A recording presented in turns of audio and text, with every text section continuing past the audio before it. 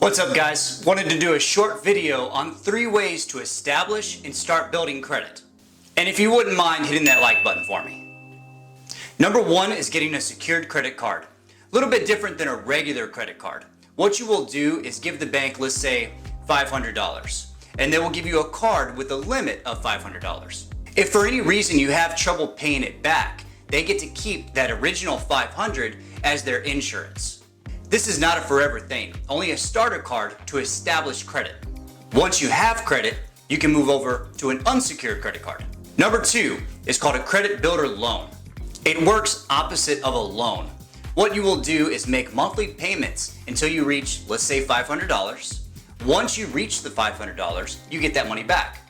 But they are going to charge interest during the monthly payments. But they will report those monthly payments to the credit bureaus, which will establish your credit and build your credit score. However, this can also hurt your credit if you have trouble making the monthly payments. Number 3, I don't recommend, except for a last case scenario, is having a cosigner.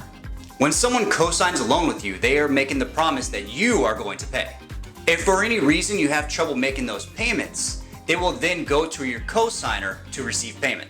Now, if your friend or family member starts getting calls because you didn't pay, this can really hurt a relationship and may hurt some trust in you.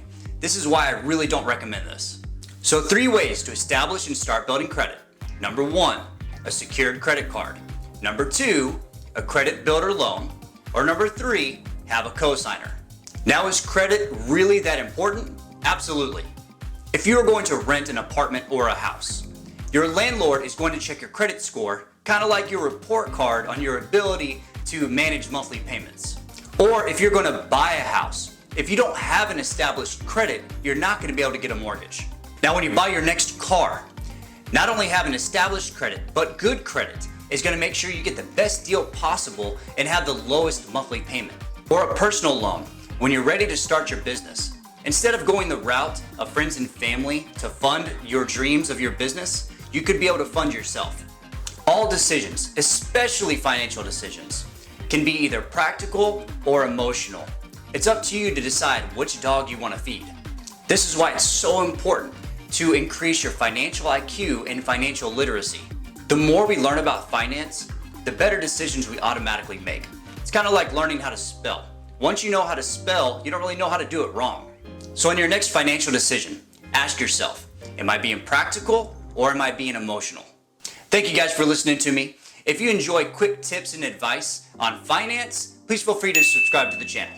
Get out there and keep making good financial decisions.